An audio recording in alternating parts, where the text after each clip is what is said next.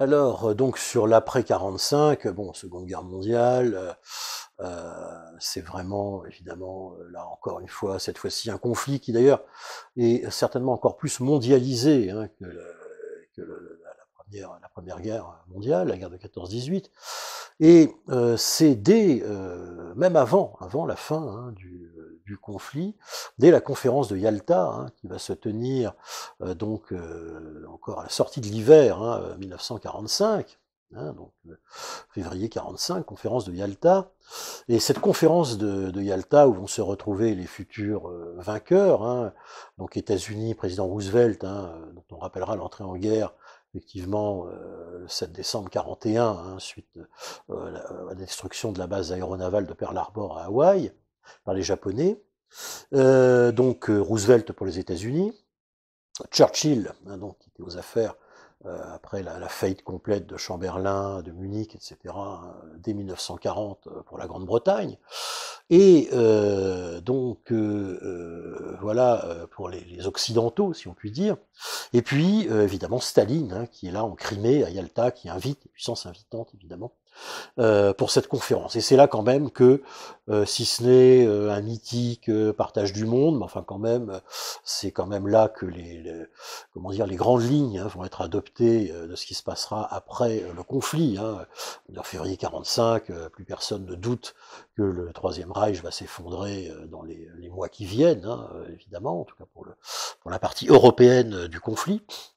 Et donc c'est là qu'on va mettre en place évidemment les grandes lignes de ce qui sera l'après 1945. À l'époque évidemment, personne ne soupçonne, hein, qu'on va partir dans une situation de guerre froide, mais en tout cas ce qui sera la nouvelle organisation internationale, hein, l'ONU, hein, qui sera créée en 45 en effet, eh bien est mise en place. Et cette fois-ci, on souhaite tirer les leçons du passé, de la faillite de la SDN, et donc de créer cette fois-ci une organisation plus renforcée, plus musclée, avec certes une assemblée générale, mais surtout, évidemment, et c'est là quelque chose qui va nous amener encore dans la période contemporaine actuelle, le fameux Conseil de sécurité, hein, constitué des grands vainqueurs, hein, donc on a cité, hein, États-Unis, Grande-Bretagne, URSS, puis plus tard ce sera la Russie, bien sûr. Et puis, ne l'oublions pas, la France qui obtiendra un siège, hein, au Conseil de sécurité, auquel s'ajoutera ensuite la Chine, etc. Ce Conseil de sécurité, il est fondamental parce que c'est l'organe, hein, vraiment exécutif, hein, de l'ONU. Ce Conseil de sécurité, il faut savoir que chacun des membres cités a ce qu'on appelle un droit de veto. Et voilà justement, si je puis dire, la chose la plus importante. Parce que ce droit de veto, c'est quoi, hein? Le mot veto, hein, vous le savez, date de la Révolution française, le droit de veto de Louis XVI. Hein, voilà, c'est-à-dire le droit tout simplement de dire non, hein, et de bloquer toute résolution donc que l'ONU peut prendre dans telle ou telle direction face à tel ou tel conflit. Alors les principes sont toujours les mêmes, le droit international, il y a évidemment une cour pénale internationale, il y a toute l'armature, cette fois-ci beaucoup plus renforcée au niveau des sanctions, etc., pour faire appliquer ce droit international qui devra primer sur la force. Et ça, c'est 1945. 8 mai 45, bah, c'est la victoire. Tout ça est confirmé par la conférence de la victoire qui a lieu à l'été 45 à Berlin, la conférence de Potsdam. Hein. Et puis le conflit, on le sait, se termine par les bombes atomiques de Hiroshima puis Nagasaki sur le Japon qui mettent fin. Hein. C'est la dernière fois que le feu nucléaire aura été utilisé jusqu'à présent. Et puis, très rapidement, bah, les promesses, notamment de Staline, d'organiser des élections libres dans tous les territoires centre-européens libérés par l'armée rouge, eh bien, ne sont pas exécutées et très rapidement, bah, il se passe un peu la confirmation des acquis territoriaux que Staline avait pu avoir suite au pacte germano-soviétique, c'est-à-dire tout simplement que c'est la naissance de ce qu'on va appeler les démocraties populaires à l'Est, hein, c'est-à-dire le bloc d'États satellites de l'Union soviétique, hein, et la création de ce qu'on va appeler le rideau de fer, Hein, tout ça, c'est dans cette période-là.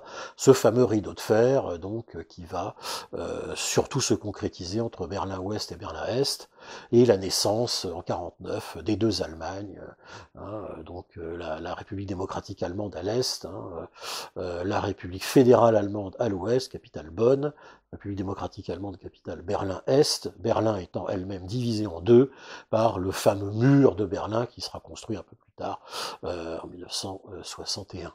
Voilà. Alors, tout ça fait que très rapidement, en fait, l'ONU, après 45, va se retrouver évidemment paralysée dans toutes ses actions éventuelles par, tout simplement cette situation de guerre froide, le fait que systématiquement, que ce soit les États-Unis, la Grande-Bretagne, peut-être un peu moins, et puis surtout évidemment l'URSS, utiliseront leur droit de veto pour paralyser toutes les résolutions possibles, et ce droit de veto, on va le voir apparaître à chaque fois qu'il y aura des grands conflits, qui marqueront la guerre froide. Alors il y en a quand même un certain nombre.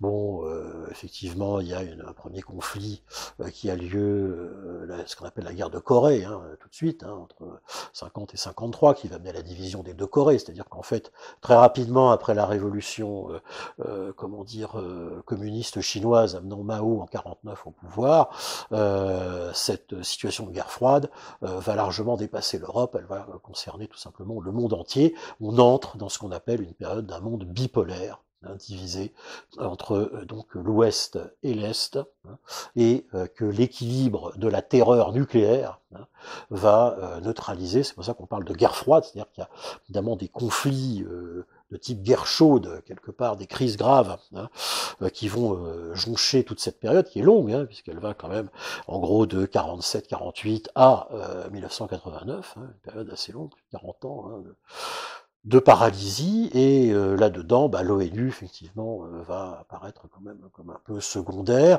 Il y a quand même quelques événements qui vont être assez marquants. Je pense notamment à l'année 1956. En 56 éclate une première grande révolte dans le camp socialiste, qui est la volonté de la Hongrie de quitter le camp socialiste en devenant un État neutre, ce qui va entraîner évidemment, une répression terrible, menée par le successeur de Staline en 1953, qui est Khrouchtchev. Néanmoins, impossible évidemment de diviser le camp socialiste en deux, et donc c'est l'intervention de l'armée rouge sur Budapest et la série de répressions terribles qui vont avoir lieu.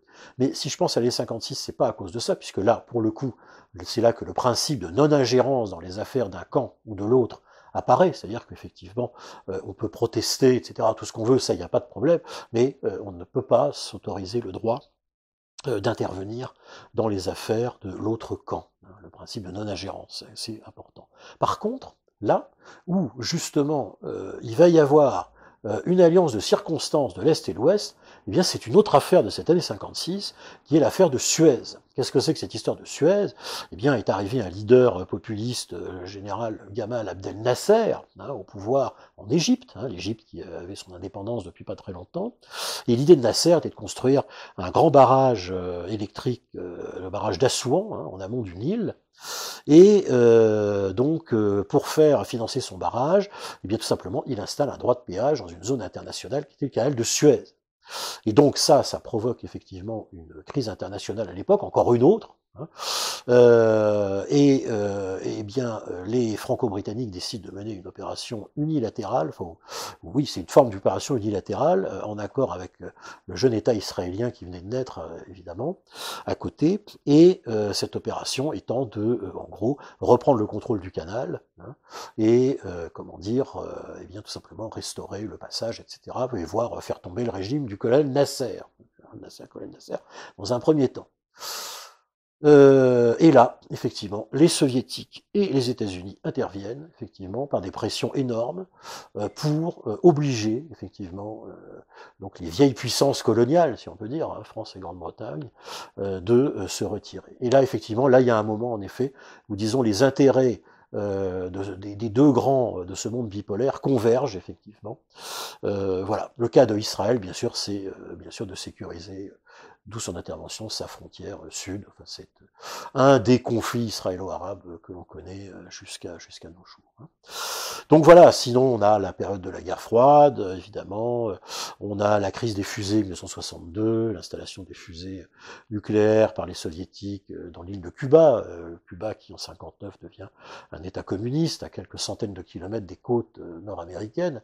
Les États-Unis vont tout faire hein, pour s'en débarrasser. Cette crise que les soviétiques vont perdre parce que la menace du feu nucléaire fait que Khrouchtchev sera obligé de retirer ses fusées à Cuba, eh bien va installer le téléphone rouge, etc. Puis ensuite, une période montante vers ce qu'on appellera plus tard la coexistence pacifique, mais toujours pareil, on est dans un monde bipolaire, et sachant que dans ce monde bipolaire aussi, à la faveur du début des années 50 puis 60, va émerger ce qu'on appellera le tiers-monde, c'est-à-dire les États non alignés, hein, autour de la Yougoslavie, de l'Égypte aussi, justement, et de l'Inde. Hein. C'est important de voir que cette troisième force va émerger, qui aujourd'hui est lointain ancêtre de ce qu'on appellera les BRICS plus tard, etc. Donc le monde bipolaire, peu à peu, va bouger. Donc voilà où nous en sommes. Autre grande crise de la période, toujours pareil dans l'ingérence, c'est bien sûr le printemps de Prague en 1968. Printemps de Prague où pourtant les communistes tchécoslovaques autour de Alexandre Dubček, Alexandre Novotny vont inventer quelque part ce que seront plus tard les réformes de Gorbatchev. Seulement voilà, à l'époque c'est le successeur de Khrouchtchev qui est au pouvoir, qui s'appelle Brejnev, et qui lui donc va faire lancer une intervention des forces du pacte de Varsovie, l'alliance militaire de l'Est, née en 55, et qui va donc évidemment écraser ce printemps de Prague. Et puis, les problèmes économiques font que on en arrivera à ce grand moment de détente qui est quand même important de la période, mais là encore une fois, l'ONU est en arrière-plan. Hein. Toujours pareil, c'est évidemment la fameuse conférence d'Helsinki en 1975, hein, où quelque part va naître ou renaître ce qui sera plus tard la réapparition de l'espace européen quelque part hein, dans cette affaire. On essaye de créer une zone européenne où effectivement les deux grands n'interviendront plus. Hein. Donc c'est important. Ensuite, c'est la naissance de l'OSCE pour appliquer évidemment les accords d'Helsinki.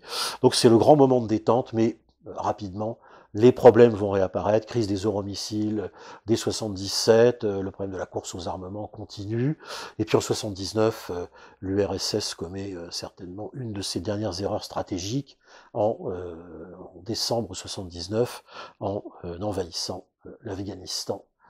Pourquoi? Alors, cette chose qui peut paraître comme un épiphénomène, quelque part, eh bien tout simplement parce que on est dans ce qu'on appelle le grand jeu diplomatique, que définira un jour ce diplomate proche du président nord-américain Jimmy Carter, hein, Horst Brzezinski, hein, l'ouvrage bien connu du grand jeu. Et le grand jeu, c'est quoi? C'est que dans la région, on a un Pakistan, donc au nord de l'Inde, qui sera de plus en plus pro-nord-américain, une Inde qui quand même serait plus alignée vers l'Union soviétique, et donc pour rééquilibrer les choses, eh bien, les soviétiques tentent de prendre pied en Afghanistan, sauf qu'ils avaient oublié, bien sûr, que l'Afghanistan, depuis, la période britannique, eh bien cet Afghanistan était surnommé de colonisation britannique au XIXe siècle, le tombeau des empires. Et jusqu'à nouvel ordre, on a eu, même dans les années 90, 2000 et encore il n'y a pas si longtemps, la preuve, effectivement, que quelles que soient les puissances qui tentent de s'imposer sur cet pays, qui est d'ailleurs par le coup gigantesque et très compliqué à contrôler, eh bien effectivement c'est impossible de le faire. Hein, voilà. Alors, tout ça nous mène évidemment à ce qu'on appelle la fin de la guerre froide, mort de Brejnev, successeurs éphémères que sont Andropov et Tchernenko, et puis en 1985, eh bien c'est Gorbatchev qui tentera effectivement par la perestroïka et la glasnost de réformer le système soviétique. Il n'y arrivera pas parce que, tout simplement, il va soulever, si je puis dire, le couvercle de la marmite et l'empire soviétique, qui, quelque part, est héritier un peu aussi de l'empire des tsars bien lointain, et bien, en gros, explose à la figure du dernier dirigeant soviétique, et c'est la fin de la guerre froide, chute du mur de Berlin en 89. On arrive au début des années 90, et c'est évidemment à l'époque, donc une sorte de réunification des relations internationales entre États-Unis, l'URSS finissante, bientôt la Russie, ce qu'on va appeler dans cette période des années 90 le nouvel ordre international. Nouvel ordre international où l'ONU va retrouver cette fois-ci si je veux dire, toute sa dimension qu'elle n'avait pas pu vraiment avoir, dans deux conflits quand même majeurs de la période. D'une part, il y a l'Irak, donc au Proche-Orient, qui évidemment tente d'envahir le petit État pétrolier voisin du Koweït, et c'est là qu'on mènera ce qu'on appellera une opération de police internationale sous l'égide de l'ONU. Hein, évidemment, avec une coalition internationale. Effectivement, on n'avait pas vu ça, peut-être même jamais, hein, pour, si je puis dire, rétablir l'ordre international, le droit international, hein, et expulser les forces armées irakiennes du Koweït, ce qui d'ailleurs aura lieu. Hein, il y aura la guerre du Golfe, hein, la crise du Golfe, c'est l'invasion en 90, guerre du Golfe début 91, hein, et effectivement, donc tout le monde se souvient de cette période, hein, et évidemment la libération du Koweït. Et puis même époque, vaste conflit où là, cette fois-ci, l'OTAN, hein, organisation militaire nord-atlantique, hein, qui est née en 49, hein, comme en 1955 était né le pacte de Varsovie, ben, l'OTAN, elle, va continuer d'exister et va se trouver des missions nouvelles. Et oui, voilà. Hein. Et donc, conjointement avec l'ONU, effectivement, il y aura la gestion heureuse ou malheureuse, parce que ce conflit de désintégration de la Yougoslavie va durer quand même plus de 10 ans. À l'heure actuelle, on est à entre 200 300 000 morts chiffrés, et c'est pas terminé de les comptabiliser. Terrible conflit, un des plus meurtriers avec la guerre d'Espagne, hein, entre 36 et 39. Et là aussi, effectivement, évidemment, l'ONU jouera son rôle sur la réorganisation de ces fameux Balkans de l'Ouest, hein, dont on parle encore aujourd'hui.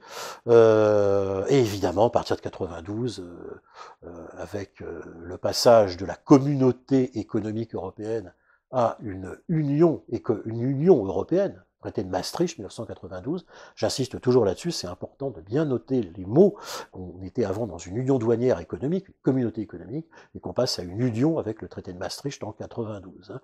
Et là aussi, l'Europe va jouer son rôle, c'est-à-dire en gros que l'ONU, l'ONU, elle, sera toujours là et pas encore paralysée, mais l'OTAN et l'Union européenne vont s'élargir, hein. Ça c'est important, à l'Est, précisément. Hein.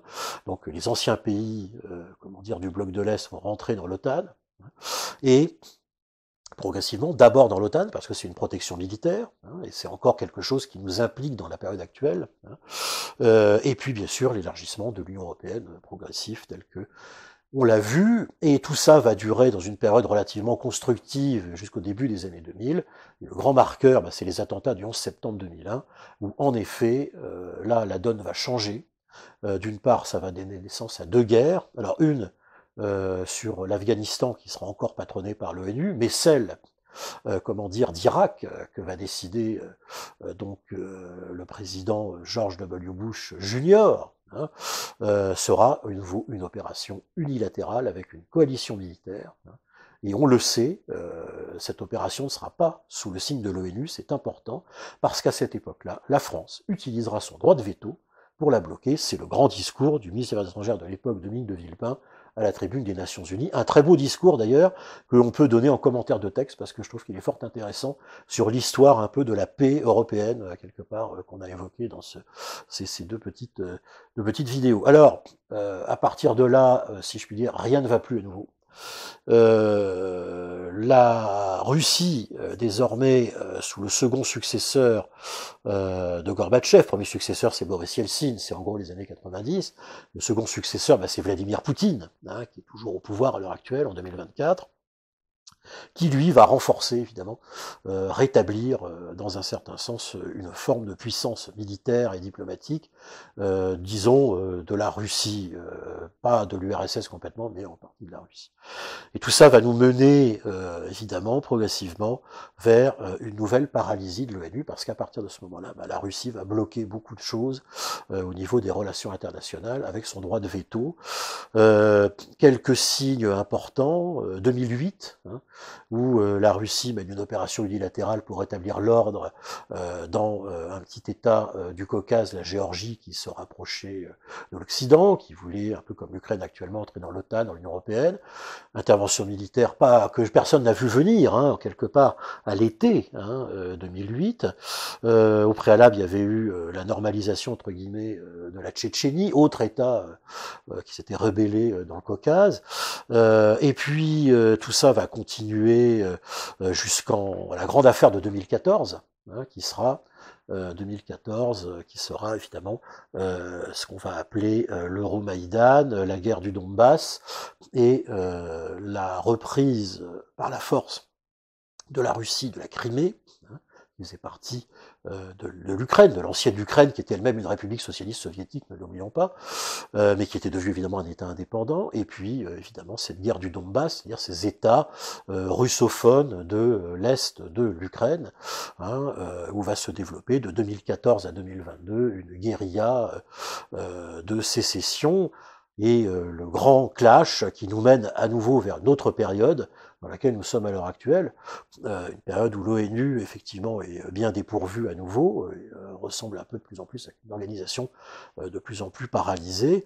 Eh bien c'est évidemment le 22 février 2022 et l'invasion pure et simple la tentative en tout cas d'invasion pure et simple de l'Ukraine par la Russie de Vladimir Poutine, et nous en sommes toujours là, c'est-à-dire que et là on quitte le domaine historique qui est le mien, mais pour entrer dans les sciences politiques et la géopolitique, mais évidemment là on a un signe très fort du fait qu'on a un retour, ce que je disais tout à l'heure, du retour cette fois-ci du principe de force, de l'utilisation de la force contre le droit international, puisqu'il s'agit bel et bien, ni plus ni moins, qu'une tentative d'invasion d'un État souverain. Ça va faire 2 ans désormais que ce conflit est en cours, et nous en sommes toujours là. Alors, pour conclure, qu'est-ce qu'on peut dire?